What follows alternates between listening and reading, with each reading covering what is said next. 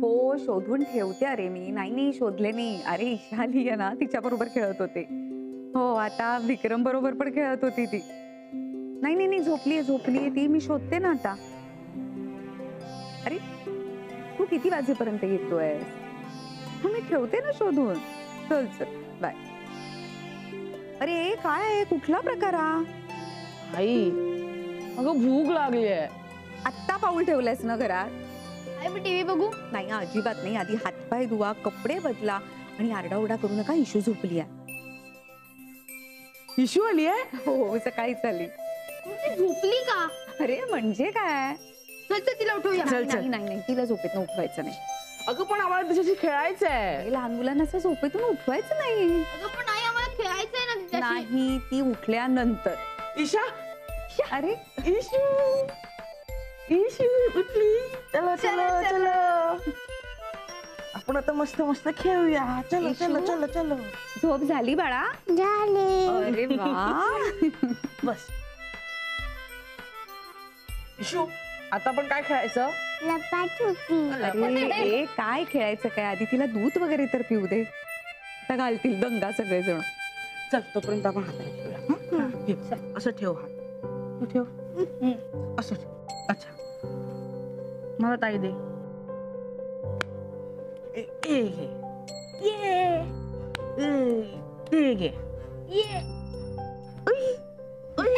परत परत परत चल. इशू हे घ्या बाळा. Very good girl. हळूहळू पी. हा ईशा आपण काय खेळूया? लपालपी. अरे यार हिच्या बरोबर हेच खेळायला लागतं. बरं चला.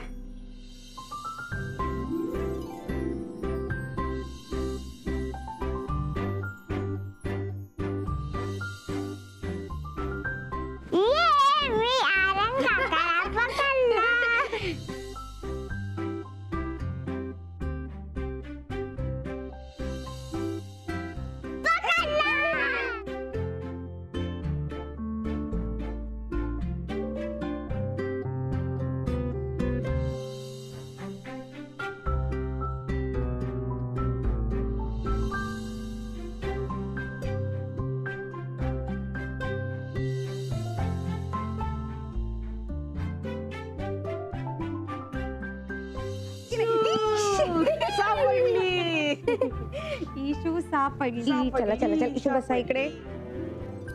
विक्रांत काका पण लपलाय का? कुठे लपलाय विक्रांत काका? त्याला शोधलंच नाही. चला चला चला शोधायला चला त्याला. कुठे विक्रांत काका?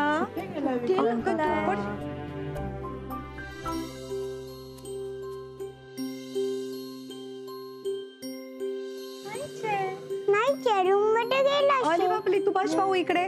बसा इकडे. चला चला चला चला. हा दूध देऊ?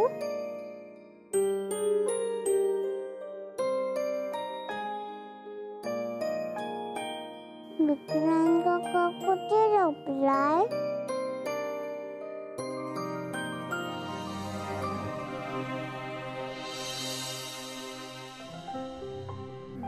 अरे वा हे घ्या. दादा पकडा आहे.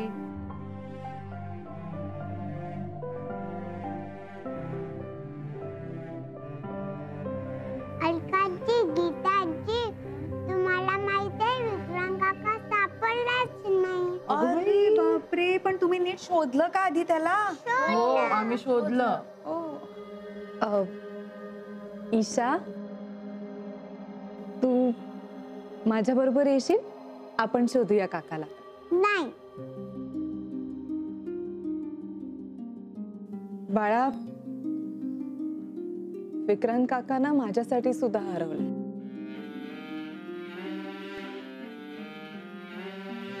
आपण एक काम करूया ना. आपण दोघी मिळून विक्रांत काकाला शोधूया. हा मी नाही येणार. का नाही येणार तू? अगं ही काय उत्तर देणार? एवढी लहान मुलगी. तिला काय कळतंय? सगळं कळतंय आई तिला.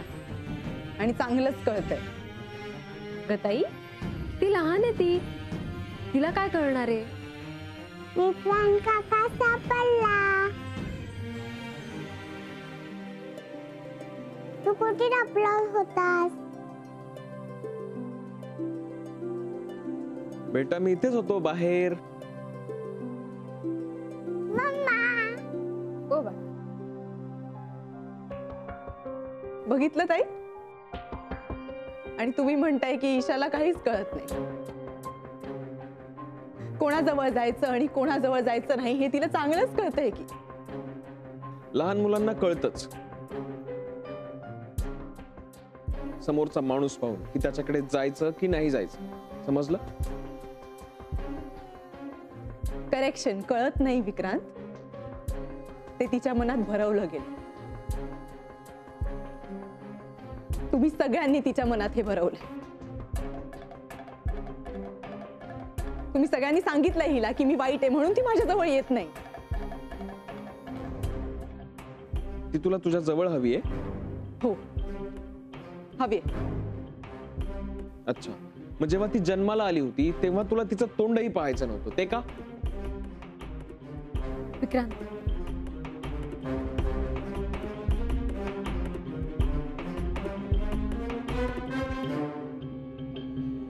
आर्यन, अथर्व, आज जा. मम्मा आपण निघूया. हो बेटा, निघूया आपण. पिल्लू, बघितलंच ताई, लहान मुलांनाही कळतं की वातावरण चांगलं नाहीये, इथे थांबायला नको. अच्छा, म्हणजे माझ्यामुळे वातावरण चांगलं नाहीये का ग मनू? काय केलंय मी आत्ता? सांग ना मला जरा.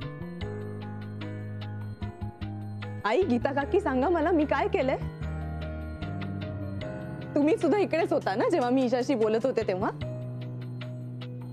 काय बोलले मी ईशाला? आपण दोघी शोधूया ना विक्रांत काकाला. चुकीचं बोलले काही? तिच्यावर ओरडले? तिच्यावर हात उगारला नाही ना? मग तरी ती का नाही येते माझ्या जवळ, माझ्या बरोबर खेळायला? याचं उत्तर तुलाच शोधावं लागेल ताई.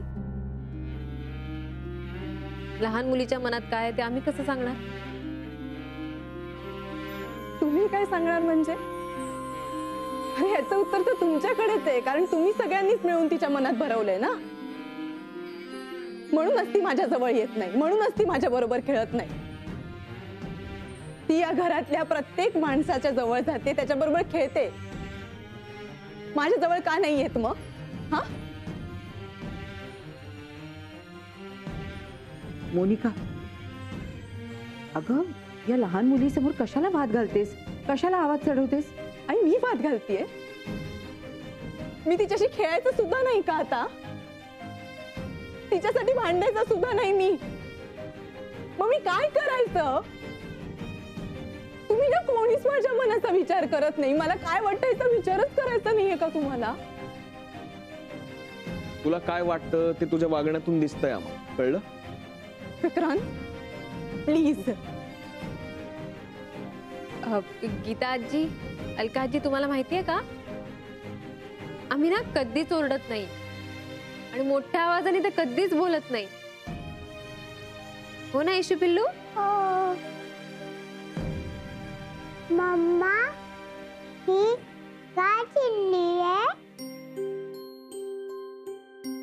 तिला ना पिल्लू खूप भूक लागलीये,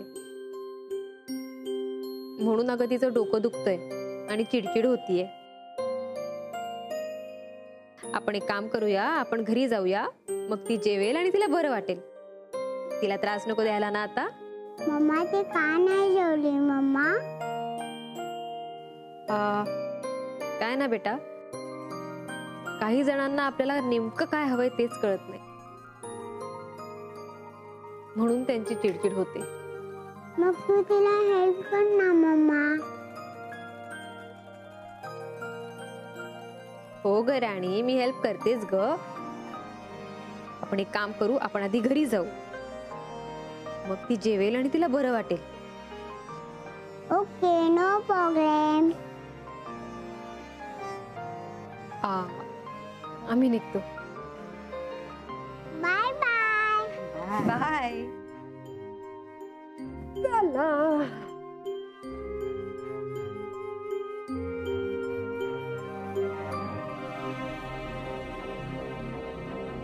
काय मग जेवतेस ना तू?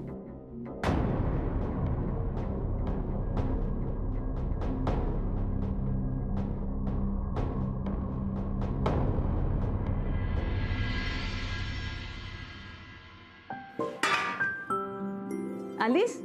हो अगं झोपली ती, मी तिला बेडवर झोपून येते.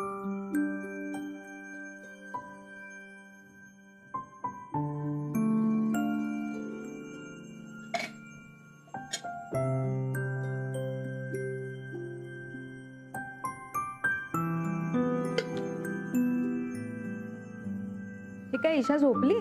हो अगं खूप खेळली दळवींकडे आणि दमून झोपली. रस्त्यात मी जागा ठेवण्याचा प्रयत्न केला तिला गप्पा मारत मारत, पण अगं डोळे गप्पागप मिटत होते तिचे. मग आता तिच्या जेवणाचं काय? अगं खाल्लंय तिने खूप. बघू तिला भूक लागली तर दूध देईन मी तिला. ठीक आहे, पण मग आपण जेवूया ना आता. मी थांबले. हो हो, मी आलेच हात धुवून.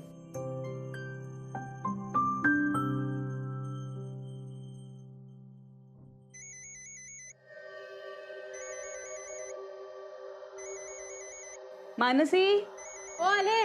फोन.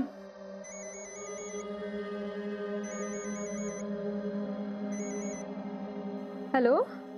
मानसी, ईशाला दे ना फोन. अरे झोपली ती आता. झोपली सुद्धा इतक्यात? हो, खूप खेळली ना तुमच्याकडे आणि खाणं पण भरपूर झालं. दमून झोपली. मग तुला तुला काही बोलायचं होतं का तिच्याशी? काही नाही. अगं दिवसभर विक्रांत काकाशी खेळत होती ती. आता मी तिचा बाबा म्हणून तिला फोन करतोय. रोज फोन करतो ना मी. अरे लहान मुलांचं काही सांगता येतं का विक्रांत? जाऊ दे, ती झोपली आहे ना शांत. मग मी ठेवतो phone. Okay, bye. Good night.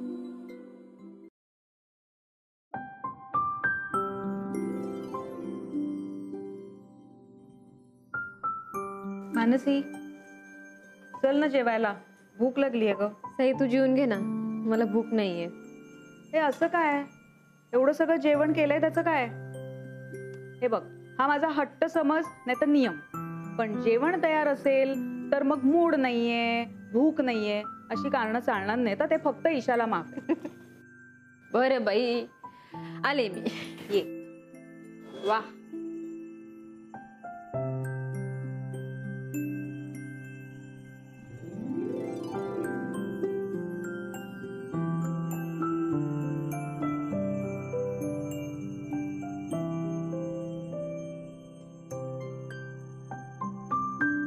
Mansi, कधी कधी मला काय वाटतं माहितीये, आठवणी आणि नशीब यांचं ना एक वेगळंच ट्युनिंग असतं. म्हणजे काही माणसं आपल्या आयुष्यात येतात आणि जातात, पण त्यांच्याबरोबरच्या आठवणी ह्या जात नाही. पण ह्याचा नशिबाशी काय संबंध? नशीब याच माणसांना नव्या आठवणींसाठी आपल्या आयुष्यात यू टर्न करून समोर उभं करतं. असेल कदाचित.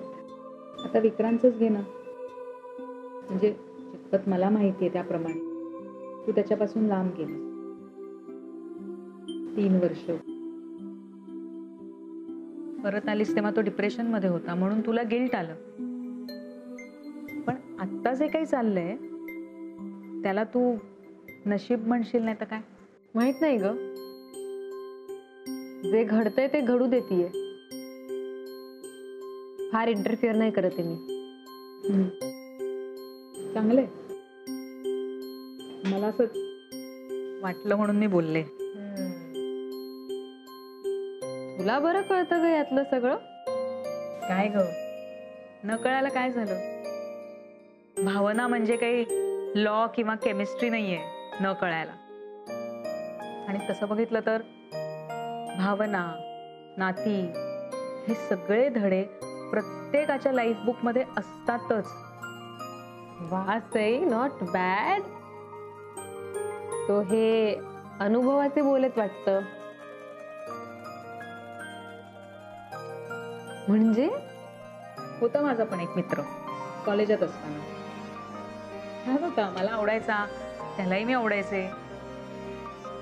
तो खूप हँडसम होता, समजूतदार होता, खूप काळजी घ्यायचा. सगळ्यात महत्वाचं म्हणजे मी माझ्या घरच्यांना इतका वेळ द्यायचे ना, ते त्याला मान्य असायचं. मग काय झालं? माझी आई गेली ना, त्याच्यानंतर मी माझ्या घरच्यांमध्ये इतकी अडकले की आमचं नातं 20 आणि 80 असं झालं. म्हणजे फक्त 20% मी त्याची प्रेयसी आणि 80% माझ्या घरच्यांची केअरटेकर झाली. मग म्हटलं की आपण त्याला यातनं मोकळं करून टाकू. केलं त्याला. Sayonara, tata, bye bye. फक्त सी यू सून असं नाही म्हटलं. कशाला नव्हताच. इतकं सोपं आहे सगळं. कळलं?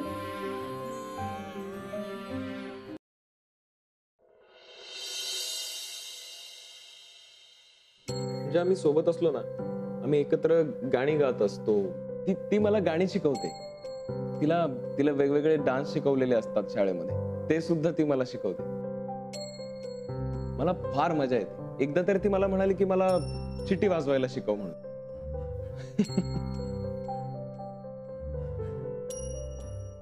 I am sorry. काय ईशा म्हणजे माझ्यासाठी कधीही न संपणारी लाईव्ह कॉमेंट्री आहे. सो तुम्ही थांबवल्याशिवाय मी थांबणार नाही. I am sorry. आपण बोलूया. अहो, बोलायचे काय? मला तर ऐकतच राहावंसं वाटतंय, कारण खूप मोठा बदल घडलाय आणि तोही खूप कमी वेळात. तुम्हाला नाही असं वाटत? हो, आणि तो बदल म्हणजे ईशा आहे, दुसरं काही नाही. ग्रेट. तिच्या बरोबर असलं ना, मला सारखं वाटतं की तिला आनंदी ठेवण्यासाठी आपल्याला काय करता येईल ते सगळं करूया. Very good. बाकी लोकांना तिने विचारलेल्या प्रश्नांनी कंटाळा येतो, पण मला नाही येत. मला खूप मजा येते तिला उत्तरं द्यायला. कालपर्यंत आपण कशाला जगायचं असं वाटत होतं मला, पण आता खूप जगावं असं वाटतंय. आणि ईशा थोड्या वेळासाठी जरी माझ्या नजरेआड झाली ना, तरी मला गुदमरायला होतं. म्हणजे आता ती मानसीच्या आजीच्या वाढदिवसासाठी गावी गेली होती. फार काळ गेली नव्हती, पण ती नव्हती तर माझी परिस्थिती अगदी भयंकर झाली होती. पण ती परत आली ना, तर मी लगेच नॉर्मल झालो. विक्रांत, जगात इन्स्पिरेशन हे असं एक औषध आहे की जे कुठलाच डॉक्टर देऊ शकत नाही. ते आपणहून मिळवावं लागतं, आणि एकदा का ते मिळालं ना की मग कुठल्याही औषधाची गरज उरत नाही. म्हणजे काय? अहो, आता ईशा नावाचं औषध मिळालंय की तुम्हाला. बरं, मग आता काय प्लॅनिंग पुढचं? आता सगळ्यात अगोदर मी हॉस्पिटलला जाणार आहे. तिथे काही पेशंट्स वाट पाहत आहेत. त्यांना पाहणार आणि त्यांना औषध देणार. त्यानंतर माझ्या औषधाकडे जाणार. Wow, all the best. Thank you. Bye. Bye.